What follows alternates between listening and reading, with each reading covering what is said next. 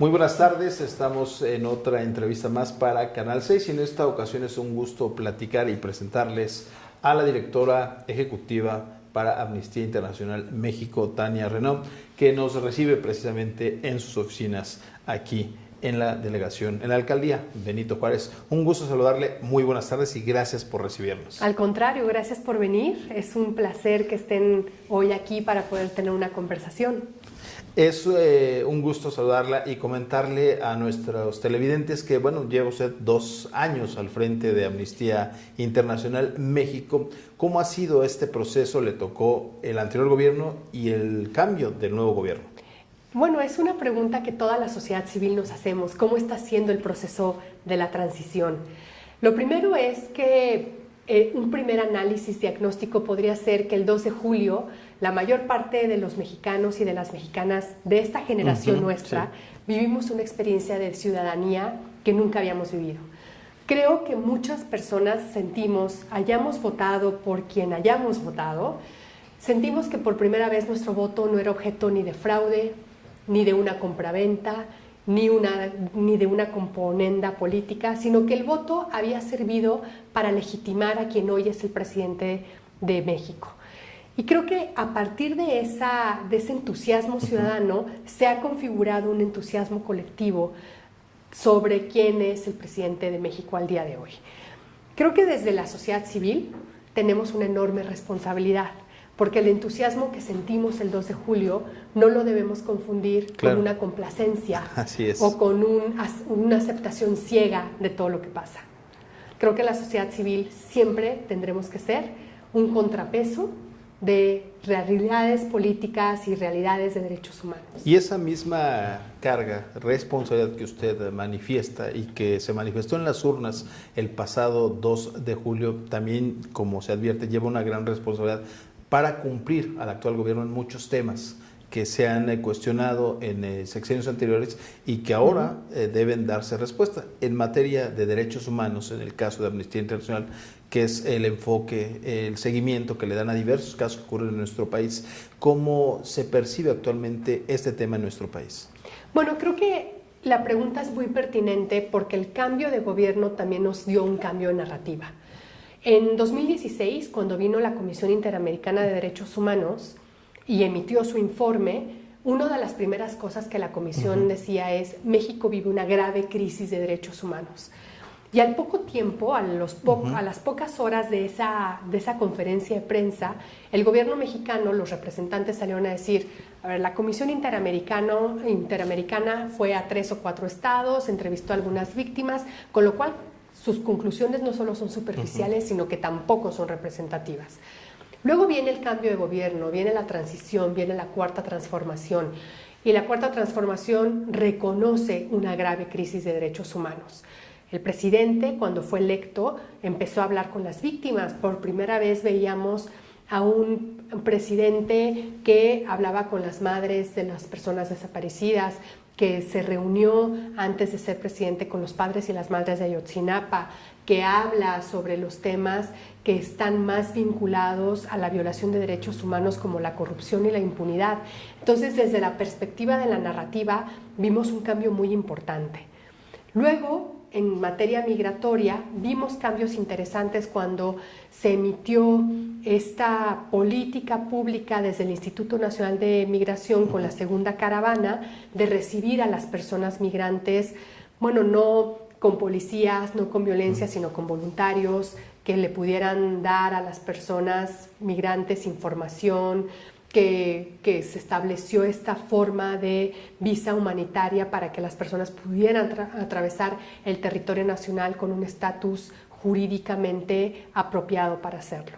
Entonces hemos visto estas cuestiones como en positivo, pero luego vemos claros oscuros, ¿no? Los claros ya los mencioné, luego vemos los oscuros como la Guardia Nacional, que bueno, empezamos hoy a discutir un decreto nuevo, ¿no?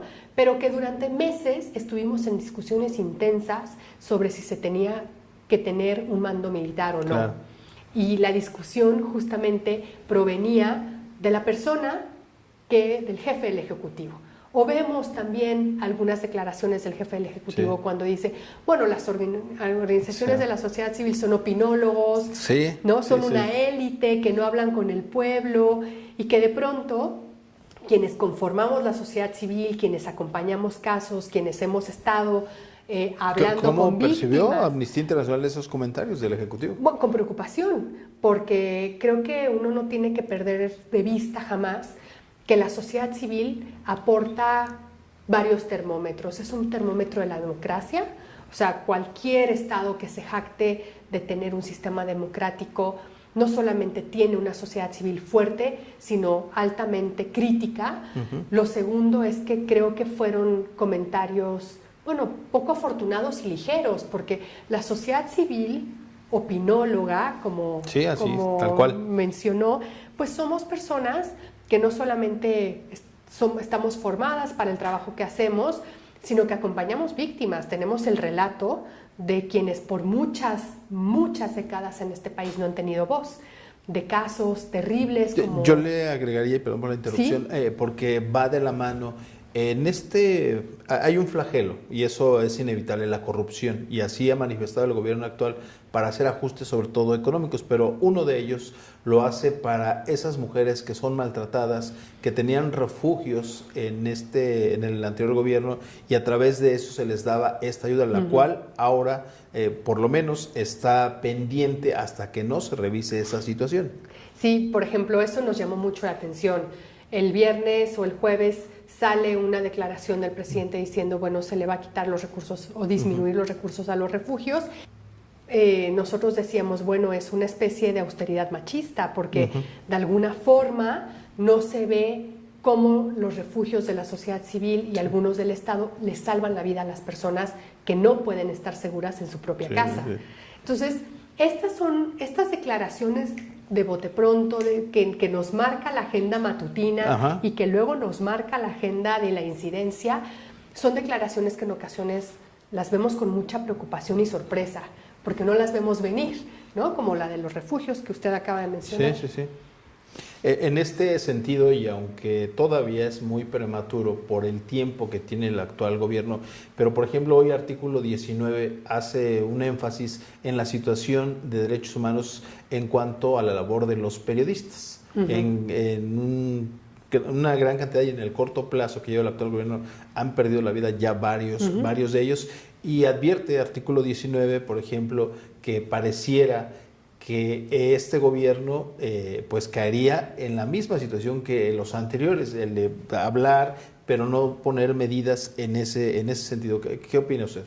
El caso de los periodistas, y yo añadiría el de los defensores de derechos humanos. Este año van 11 defensores asesinados y creo que la situación es mucho más compleja. En efecto, tener este número en los primeros casi 3 meses del mandato presidencial no es un número afortunado, pero también es un número que atiende a una realidad muy compleja. Y por realidad compleja quiero mencionar la impunidad. O sea, ¿cuántos casos de defensores de derechos humanos o periodistas sabemos que hoy tienen una reparación integral o se sabe quiénes son los responsables de los hechos? Quiero mencionar también la indolencia del Estado. No hablar con las víctimas, no hablar con quienes son las primeras personas afectadas. Y esta realidad compleja es una realidad también heredada para este nuevo gobierno. Yo no pretendería jamás decir esto es una responsabilidad de la nueva administración, esta es una responsabilidad acarreada de años de impunidad y de indolencia que hoy tiene que administrar la nueva gestión del presidente o la gestión del presidente López Obrador. Es una realidad muy difícil de revertir por las dimensiones de corrupción y de impunidad, pero también es una realidad difícil de revertir por la dimensión de qué estamos entendiendo que hacen las personas defensoras de derechos humanos. O sea, hemos visto el fin de semana pasado las acciones por el asesinato de Samir Flores, ¿no? Un defensor de derechos humanos de tierra y territorio, y cómo estos defensores nos hacen ver la importancia de la naturaleza, de los ríos, de las montañas, de los árboles, pero son realidades que se tienen que revertir progresivamente y tendremos que esperar que la Secretaría de Gobernación y el subsecretario de Derechos Humanos también dialoguen con la sociedad civil como lo hacen. O sea, el subsecretario de Derechos Humanos hoy día es un dialogador con la sociedad civil, pero necesitamos que el diálogo también se convierta en rupturas con la impunidad y rupturas en un régimen que no le daba respuestas a las víctimas. ¿Considera que en lo que ha percibido de estos últimos 3 meses, las nuevas dependencias que se han creado con estas atenciones, se avanza por el camino correcto? ¿Falta mucho o percibe como algo que ha ocurrido en gobiernos anteriores, pero la política del gatopardismo, que todo se transforma para que todo siga igual? Sí. Bueno, creo que se han creado pocas instancias nuevas. Por ejemplo, en el área de la Secretaría de Gobernación subsiste la Subsecretaría de Derechos Humanos y subsiste el mecanismo de protección a personas defensoras y periodistas. Creo que lo interesante va a ser cómo, no solamente que subsistan, sino cómo se le da un sello personal a estas dependencias, qué es lo que los defensores necesitamos.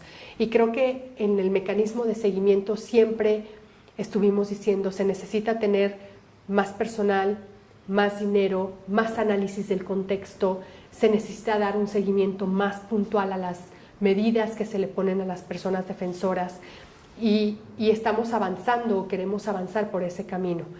Ya le digo, a mí me parece que el subsecretario Encinas es una persona con quien se dialoga y con quien hay apertura ahí. Hay mucha apertura y hay muy buen entendimiento, pero la apertura y el entendimiento, digamos que tienen una curva, ¿no? Tienen una curva que luego tienen que ir acompañados de acciones concretas que también estamos esperando. Creo que el nuevo gobierno está haciendo un análisis de la herencia, ¿no?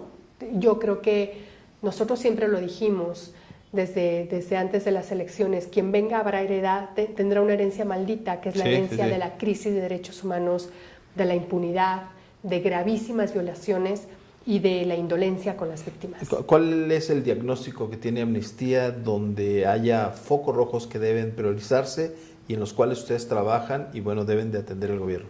Sí, nosotros hace algunos meses le entregamos al presidente electo este memorándum, ¿no? El memorándum para el presidente electo que tenía una agenda mínima de cuestiones de derechos humanos.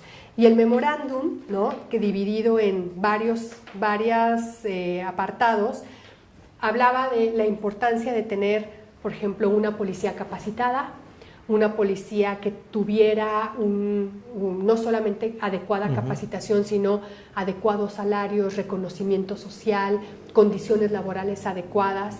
Y en ese contexto de las funciones de la policía, veíamos indispensable que hoy se recoge en el dictamen de la Guardia Nacional la creación de una ley sobre el uso de la fuerza y la creación de mecanismos para poder tener un registro adecuado de personas detenidas. Otro de los elementos que le dijimos al presidente electo en este memorándum es necesitamos tener un mecanismo de procuración de justicia fuerte e independiente, las fiscalías. Sí. Claro, si uno va con el fiscal o el Ministerio Público, uno necesita saber que le están atendiendo adecuadamente, que la persona con quien uno está platicando de lo que le pasó, los infortunios de un delito, son escuchados, son entendidos, son de alguna manera analizados con empatía y con responsabilidad, y necesitamos un fortalecimiento de la Procuración de Justicia. Evidentemente, otro de los temas que está en la agenda que le entregamos, el memorándum que le entregamos al presidente, es el tema de la violencia contra las mujeres.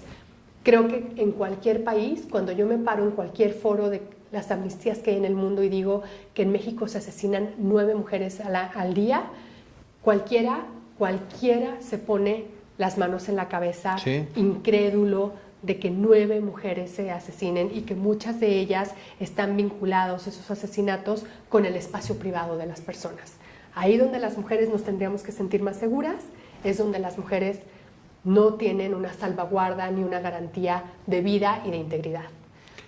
Por ejemplo, ahora que toca el tema, en el Estado de México, junto con otras entidades, albergan el mayor número de casos de feminicidios. Es un tema bastante preocupante. Hasta el momento, y solo en declaraciones hemos escuchado que se va a atender, se va a revisar esa problemática. ¿Qué estaría haciendo falta para tratar de avanzar un poco más en ese tema de los feminicidios? Creo que lo voy a decir claramente, creo que lo que hace falta es tomarlo con mucha seriedad. Los feminicidios forman parte de la crisis de derechos humanos de este país. O sea, a veces cuando hablamos de la crisis de derechos humanos, lo que se nos viene a la cabeza son las desapariciones forzadas, las ejecuciones extrajudiciales, los casos de tortura, los casos de detención arbitraria. Pero los feminicidios, aunque ocurran en el ámbito privado, son parte de la crisis de este país porque están vinculados con la impunidad y con el deber de diligencia del Estado de cuidar a las personas. Muchos políticos, autoridades, el caso del ex jefe de gobierno, Miguel Ángel Mancera, adjudicaban el que salgan los delincuentes muy rápido de la prisión, el que se cometan este tipo de incidentes, al Código de Justicia Penal, que tendrá que ser revisado de nueva cuenta para no darle más herramientas y que los delincuentes pues salgan muy, muy fácil en una puerta giratoria prácticamente. Sí. Yo tengo dudas y a veces me parece que entramos en un falso debate, ¿no? En un dilema falso, porque muchas veces queremos, o la reacción inicial fue, bueno, aumentemos las penas, así la gente no sale. Bueno, aumentemos el catálogo de delitos en el artículo 19 constitucional de la prisión preventiva oficiosa, así la gente se queda en la cárcel mientras se investiga. Pero creo que el problema es más de fondo. El problema es cómo se toma de la denuncia, cómo se hace una teoría del caso, cómo se recogen elementos probatorios, y eso tiene que ver con la capacidad técnica de un ministerio público. Eso no está vinculado con, bueno, si aumentamos la pena, evidentemente, y el resultado inmediato va a ser que la gente va a estar en la cárcel. Pero ¿cuántas personas tenemos en el sistema de justicia penal mexicano que están en la cárcel siendo muchos años presuntos culpables? O a la inversa, acaban de la Judicatura Federal el viernes pasado destituir a un juez en un caso de abuso en Veracruz por muchas anomalías que hubo en el proceso, la parte inversa, ¿no? También. Claro, entonces necesitamos no solamente revisar los códigos, necesitamos revisar cómo funciona el sistema de procuración de justicia y necesitamos revisar cada vez que aumentamos penas, y de eso poco lo pensamos, tenemos que dialogar de alguna manera con el sistema penitenciario. El sistema penitenciario hoy día está totalmente colapsado, fractura la función social que tiene, la función constitucional. Cada vez que aumentemos penas hay que pensar a dónde se va esa gente.